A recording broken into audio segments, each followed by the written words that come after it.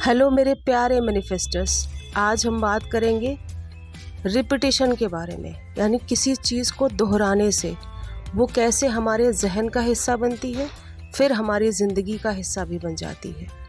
आज की कहानी है एक छोटे से मुर्गन की कहानी। 5 से 6 साल का है और अपने परिवार के साथ, माँ पिता और 2 बड़ी बहनों के साथ तमिलनाडु के एक छोटे से गांव में रहता है। माँ पिता दोनों खेत मजदूर हैं। तीनों बच्चे उनकी मदद करने के लिए खेत में जाते हैं और स्कूल जाने का तो कहीं दूर दूर तक सवाल ही नहीं उठता। बमुश्किल खाना ही पूरा कर पाते हैं वो। घर की छत भी टूटी हुई होती है और कपड़े भी उतने अच्छे नहीं हैं, पर मुर्गन की ज़िंदगी में एक चीज़ है जो उसे बहुत पसंद है। खाना पेट भर मिला हो न मिला हो, पर मुर्गन की माँ हर रात उसे एक राजा की कहानी सुनाती है। एक राजा था जिसके पास बड़ा सा महल था, बहुत सारे नौकर चाकर और खाने के लिए बहुत सारी स्वादिष्ट चीज़ें।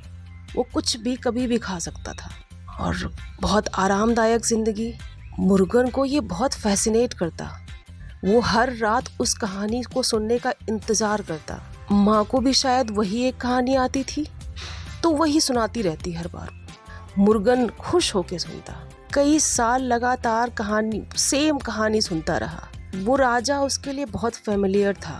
बड़ा हुआ, 15 साल का मुर्गन अब शहर गया। शहर से दुबई जाने का मौका मिला। आज का दुबई नहीं है जो बहुत ब्लिंगी और चमकदार है। ये पहले शेखों का और ऊंटों का शहर दुबई है। जब इतना रियल एस्टेट डेवलप नहीं हुआ था, मुर्गन को छोटे मोटे काम मिल जाते और सब चीज़ उसके लिए प्लस ही थी, क्योंकि जिसको खाने की दिक्कत है उसके लिए तो हर चीज़ बेहतर ही है।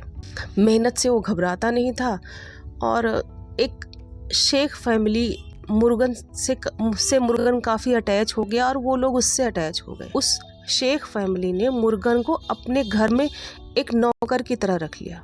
मुर्गन के लिए वो काम तो बाएं हाथ का था और बहुत आसानी से वो बहुत ईमानदारी से प्यार से करता था। पर उस शेख फैमिली के दिल में उसने जगह बना ली। शेख साहब जब बीमार पड़े तो वो अक्सर कहा करते मुर्गन को चेक करने के लिए कि मैं अपनी प्रॉपर्टी इस ट्रस्ट को दान करूँगा, उसको दान करूँगा, ऐसा करूँगा। पर मुर्गन उसमें कोई इंटरेस्ट लेता नहीं। टाइम के साथ उन्हें पता चल गया कि मुर्गन कितना ऑनेस्ट और ईमानदार और अपनी फैमिली हमें मानता है। समय के साथ मुर्गन को उन्होंने बहुत तरीके से टेस्ट किया, पर वो हर बार पास हुआ, अव्वल नंबर से पास हुआ। अब शेख फैमिली जो बुजुर्ग थे, परिवार नहीं था उनका बड़ा इत्र का कारोबार था और बड़ा सा घर था, बड़ी बड़ी कोठियाँ थी उनके पास और बड़ा कारोबार था। वो सारा कारोबार मुर्गन के नाम कर दिया। मुर्गन के लिए जो राजा उसकी माँ की कहानी में था, उससे वो बड़ा फेमिलियर था। कट टू एक दिन मुर्गन जब अपने बड़ी सी आर्म चेयर पर बैठकर किसी हेल्पर के द्वारा दी गई कॉफ़ी पी रहा है और बाहर को नज़ारे देख रहा है, तो उसे लगा कि यार मैं तो वही राजा हूँ। उसे तब इस बात का एहसास होता है कि उस कहानी को रिपीट करते करते कैसे उसके वो चित्र उसकी आंखों के सामने प्रकट हो गए हैं।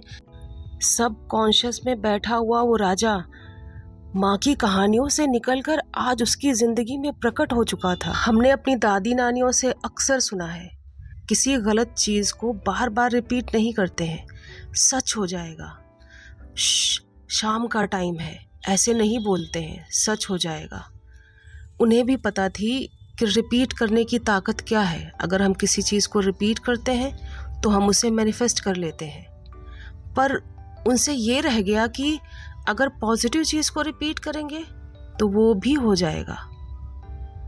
तो ये करेक्शन हम कर लेते हैं, पॉजिटिव चीज़ को रिपीट करते हैं इतने बार जब तक कि वो हमारे अंदर एनग्रेन्ड ना हो जाए। अगर हम बेहतर बनना चाहते हैं तो रिपीट कौन सी चीज़ें करनी है, ये हमें तय करना होगा और ये हमें आज अभी तय करना होगा, क्योंकि यूनिवर्स हर समय कान लगाकर हमारी सोची गई बातों को सुन रहा है।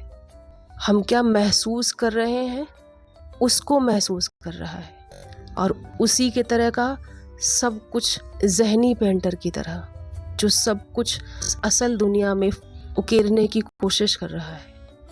तो हमें यूनिवर्स को क्या सुनाना और क्या दिखाना है, ये तय करना होगा और वही रिपीट करना होगा जो हम उससे बनवाना चाहते हैं। यूनिवर्स सिर्फ और सिर्फ रिस्पॉन्ड करता है, रिपीट हमें करना होता है।